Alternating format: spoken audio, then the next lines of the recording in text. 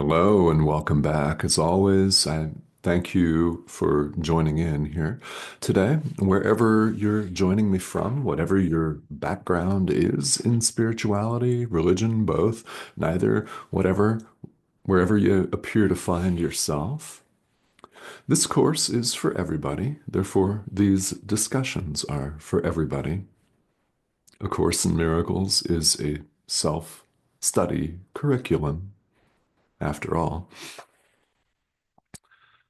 in which we take what we want to take at a given time.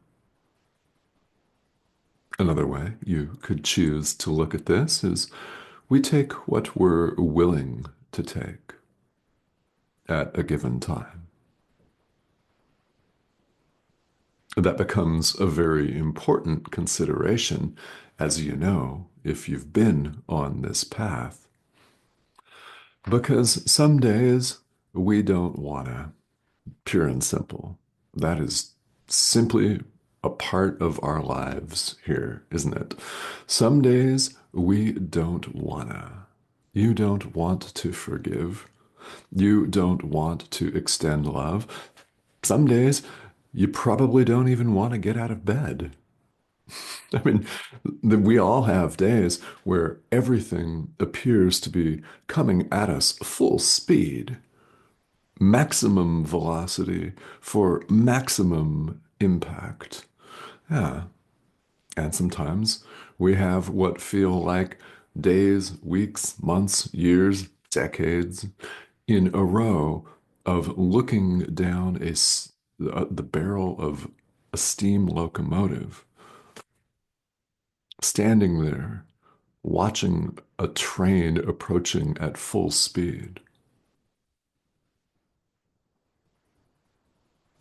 It's what it feels like sometimes. And, well,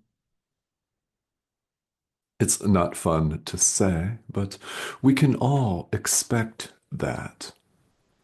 That's why it appears to be happening right now in the world at large.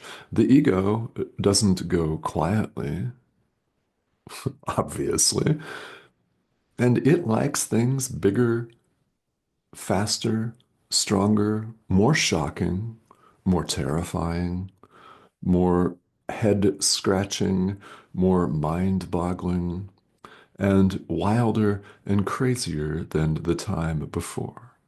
Always more, more, more. Insatiable. And you have the ability right now to choose differently. That cannot possibly be stressed nor repeated enough. You have the ability, the power, power, power. You feel powerless, you're powerful. I insist. You have the power right now of decision, of choice. It may not feel like much, it's more than enough. You could choose to see all of this differently. And you are here paying attention to this particular channel amidst all of the other channels of stuff here on YouTube. And even though that's the largest social media platform in the world by quite a wide margin, it's still only one of many sites on the internet. So, how did you arrive here? Well, that's not exactly the most important question, is it? As you well know, the most important question is, what are you going to do now? Are you going to exercise your power of choice right now in favor of truth, in favor of the Holy Spirit, in favor of God, in favor of light, love, in place of fear, guilt, blame, illusion, death, hatred, abject rage, tyranny, and fear? It's your choice. If you choose to say, I have no choice. You've simply exercised that choice. It's pretty clear.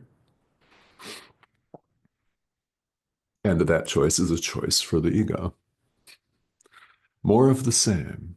As we talked about in the most recent video, it's another shinier, more attractive looking cliff than the last cliff that you took a flying leap off of onto the jagged rocks below. Yeah, this cliff has palm trees. Oh boy. Okay, I think I'll move just a little bit closer. The question we all have to ask ourselves is, okay, are we done with that? That's Buddy. Zoom's noise cancellation is very good, but sometimes Buddy the dog makes an unexpected appearance. It's Saturday morning here in the dream called North America, and the neighbor girls ride their bikes down the sidewalk to Buddy's great dismay. This is when he loses his mind. Bark, bark. You may have heard him sending his love to the neighbor girls, whom he deems, or must deem, some kind of a mortal threat because they're riding their bicycles.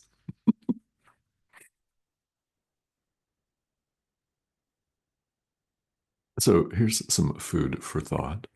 Are we not completely like a dog, defining and defending our personal territory, our turf, so to speak, our nation states, our ideas, our beliefs? You have the power of choice right now in the present moment to see it differently. You can choose differently. You can. If you say you can't, you're exercising that choice in favor of the status quo. Yet another cliff to jump off of, to the exact same result as the last cliff. Who cares what the outward form looks like? It's the meaning that matters, the content, as this course emphasizes over and over. Again, we can't emphasize that enough. Huge, huge for our learning purposes difference, stark contrast intended to be drawn here between form, the outward form, palm trees at the edge of a cliff, nice bar, restaurant at the edge of a cliff, hot, sexy, smiley people waving to you, beckoning you to approach the ledge. You know, that's outward form. The content, death, destruction, the same. You have a choice to step back. That's what this course gives you. Take it. You know you want to. You do, deep down, even though the ego says, no, you don't. You want to go back to the couch. How about that bar with all the smiling people in it? Might be fun. Hmm. Would it? Only you can really answer that question for yourself. You know what the answer is. You could choose to deny it. You can. We all can. It's our power of decision. So you might rightly ask, and it's a very good question, why doesn't the Holy Spirit just swoop in and make it all go away? Jesus, why don't you just swoop in and make it all go away? Well, that's not how it works. That would hardly be doing us a service. It would be a grave disservice indeed, because we wouldn't learn. We wouldn't learn to set all of our drama and our stuff aside.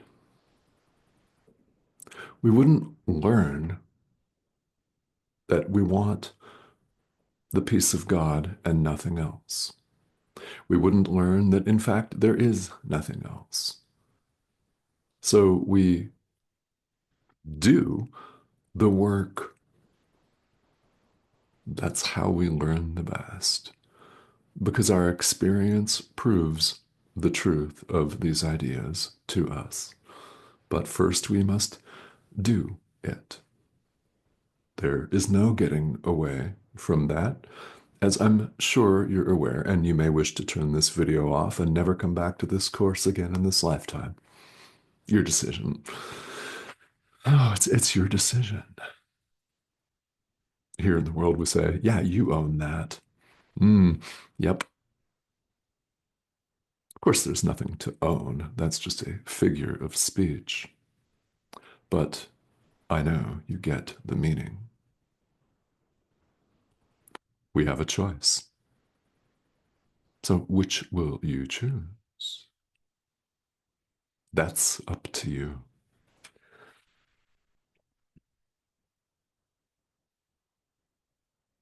Here in the world, we're in a weird kind of place. So it appears. So it appears. We're in this frustrating kind of push and pull, this weird sort of what we call a dynamic, where we feel great one moment and then absolutely horribly the next moment, in a wild alternation, up, down, and under the supposed tutelage of the ego, higher highs, bigger, faster, stronger, lower lows, bigger, faster, stronger, more violence, more abruptness, more destabilization of the mind. Yes, yes, more. You don't have to be on that panic train. You don't. You do not. You could choose to step off it. Be very careful of your tendency to see yourself as unfairly treated. In fact, it's your wish to see yourself unfairly treated as a victim of circumstance, as a victim of a regime, as a victim of the government, as a victim of an insurance company, as a victim of your ex, as a victim of your boss, as a victim of a system that sees you as just an economic production unit, a unit of consumption and production. For example, there are many, many more examples. Pay very close attention to whenever you catch yourself playing the victim card. What we're attempting to do here is we're attempting somehow to reconcile attack and innocence, forgiveness and blame. We're attempting to keep both of these in our mind in what we imagine to be some weird sort of stasis, which is not a stasis at all. It's constantly changing. Up, down, remember? We want to have both attack and innocence, and we try to keep both in our mind. We struggle and suffer, and we approach one cliff after another because you cannot do this. You can't. None of us can. I can't. You can't. We cannot keep attack and innocence both in our mind. It's not possible. It is one or the other. By innocence, I mean sinlessness. There is no sin, as you well know. Doesn't matter if you were raised otherwise. And every now and then there's someone who pops into the comments saying, we're all going straight to hell. Oh, we're here. Anything not heaven is hell. Sense of separation from God is hell. That's the Course's definition. It's not a boiling, frothing, fiery lake or an icy prison cell or that proverbial room with people standing around in human stuff, drinking coffee, when some cruel, devilish fiend says, okay, breaks over. It's not that. We think we've separated from God. We have not. Yet we are convinced because we've managed to convince ourselves that we have. Therefore, the world that we see is the outward projection of this guilt, of this fear of retribution, because we think God's out to get us. Many societies in this world talk about the fear of God as though it were a badge of honor. God's not out to get you. That would imply a separation.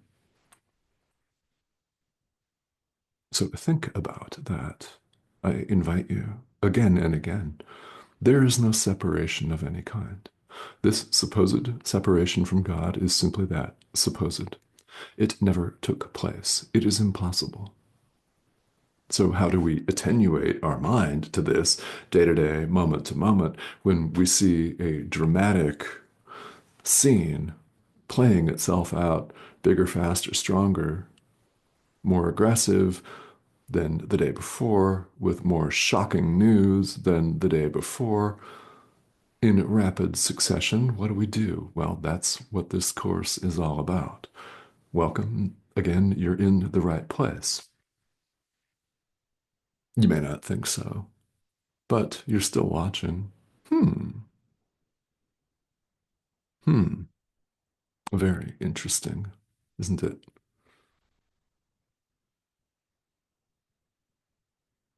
You are not a victim of the world you see. You may play the victim card a lot. I don't know. Maybe you do. Or certainly, if you don't, you do sometimes, and you know people that do, that constantly bemoan their plight, their fate here on wobbling, spinning ball of rock, making it very clear to all who will listen that they're a victim of the world that they see. You are not a victim of the world you see. It is not coming at you like a locomotive. It's coming from you, rather. In an outwardly projected view, an outwardly projected situation that reflects an inward condition, fear.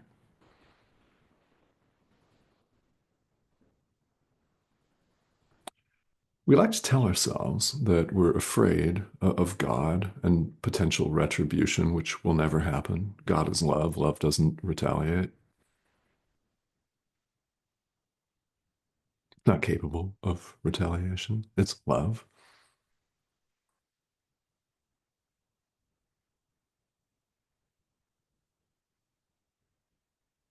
Really, not capable of retaliation. So we want to pin our fear off on the government, on other governments, on someone else. Really, we're afraid of awakening. We've become so identified with the ego, we're afraid to let it go. So we strive in every way possible, from overt acts to very, very subtle acts that we may not even be consciously aware of, to defend this personal territory. We're defining and defending personal territory. Personal territory is impossible because there's no separation of any kind.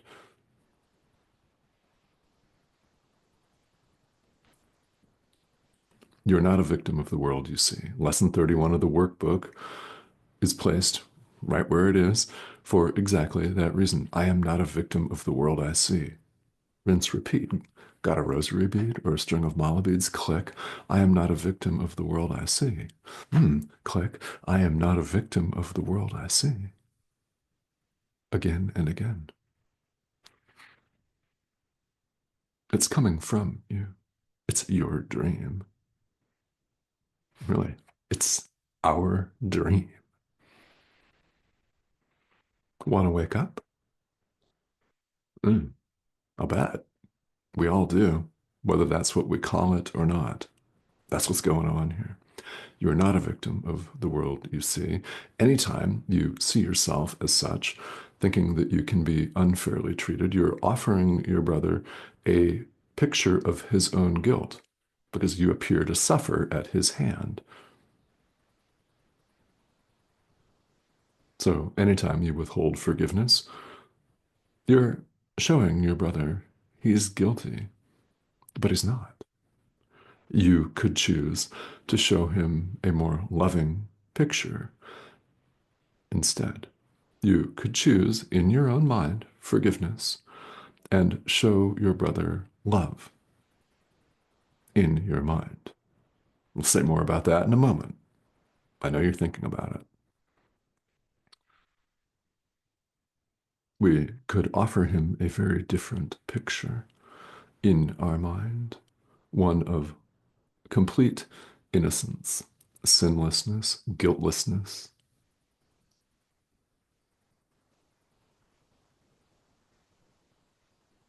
Offer him that instead. They're offering him a picture of his own innocence. He then sees that his actions have no effect on you.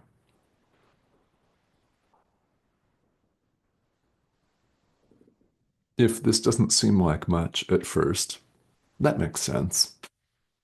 This course requires repetition, as does all learning in the world. We usually don't just get something this profound on the very first go round. If you do, fantastic. But most of us don't. We're so stubbornly conditioned to think of ourselves as an individual ego that we find it's difficult to let go of. Yeah. Yet we're invited time and again to come back to these ideas, to the practice of true forgiveness, where we offer our brother a picture of his own innocence instead of guilt, condemnation, hatred, rage, blame, pain, and fear, to name just a few of our little words for our grave anxiety and discomfort.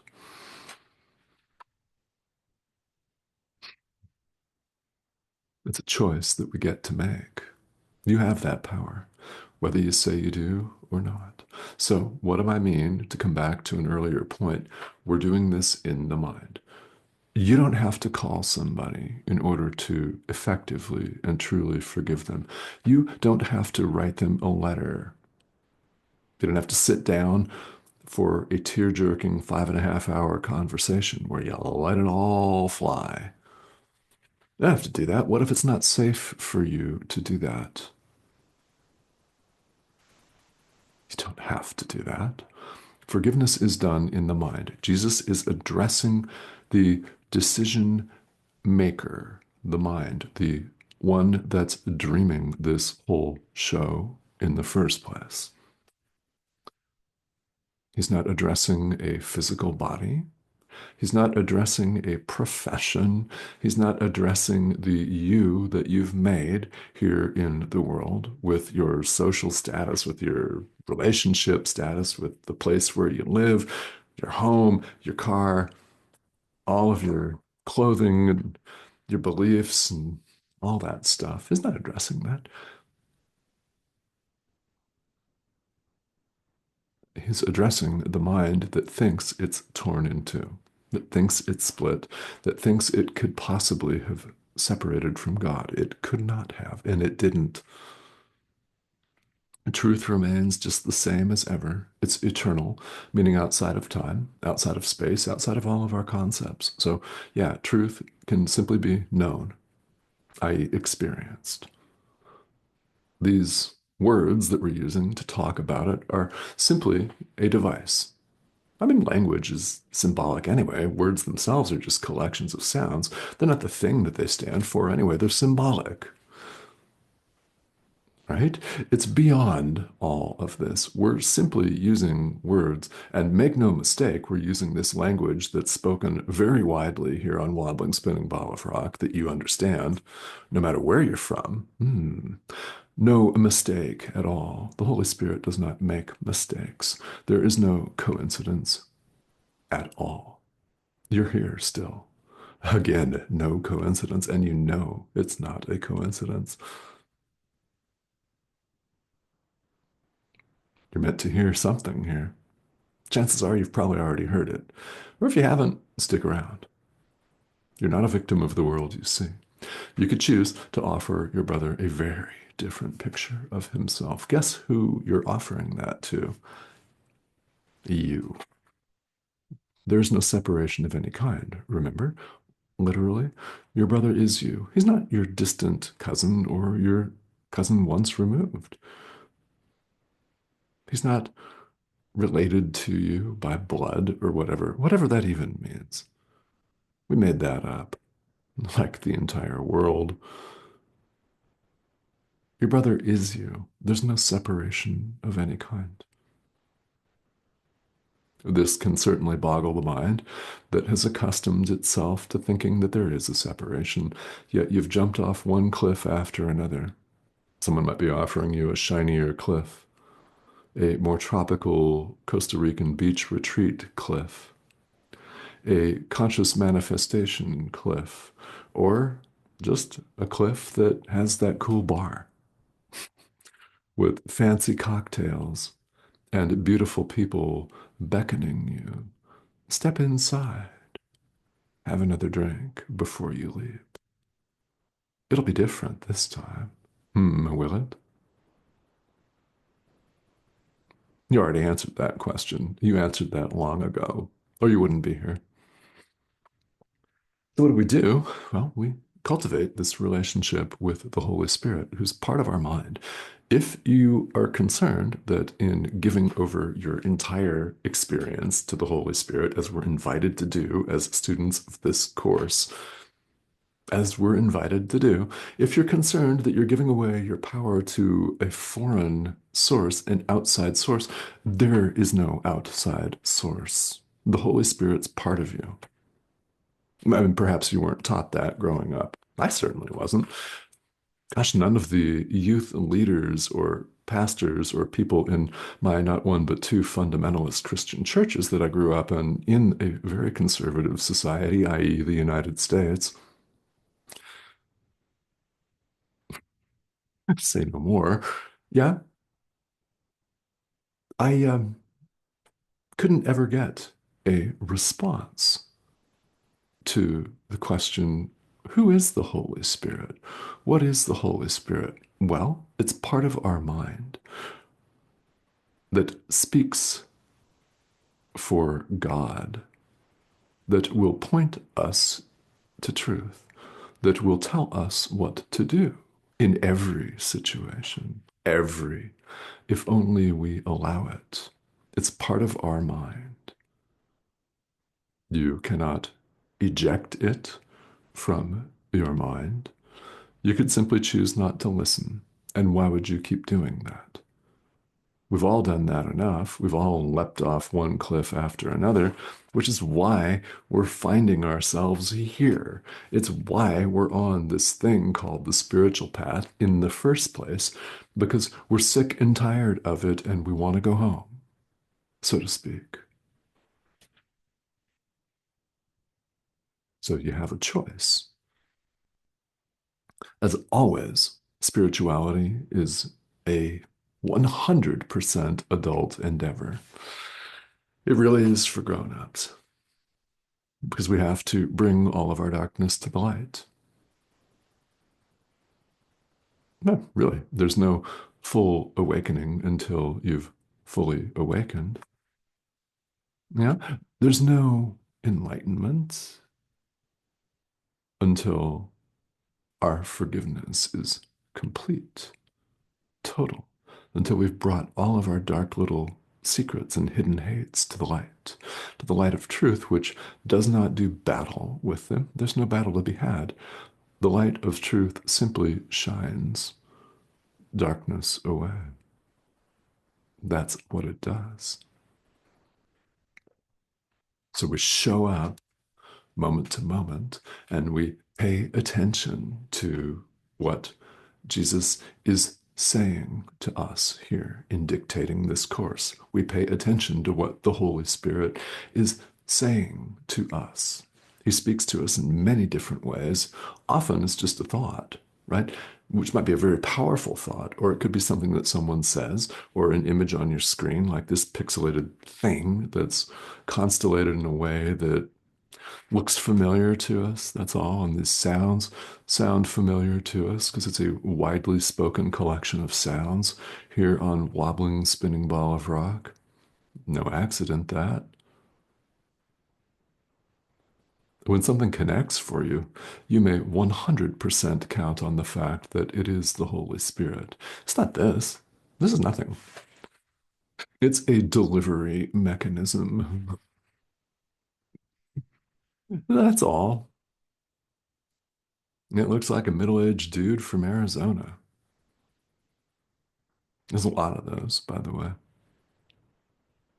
if you've never been. And if you have, you'll know. And if you ever do, you'll note that there appear to be a lot of middle-aged dudes. It's the content, the message itself, the meaning of the message that matters, not the form of the deliverer. That's always the case. And that is a central lesson that the Course aims to teach us.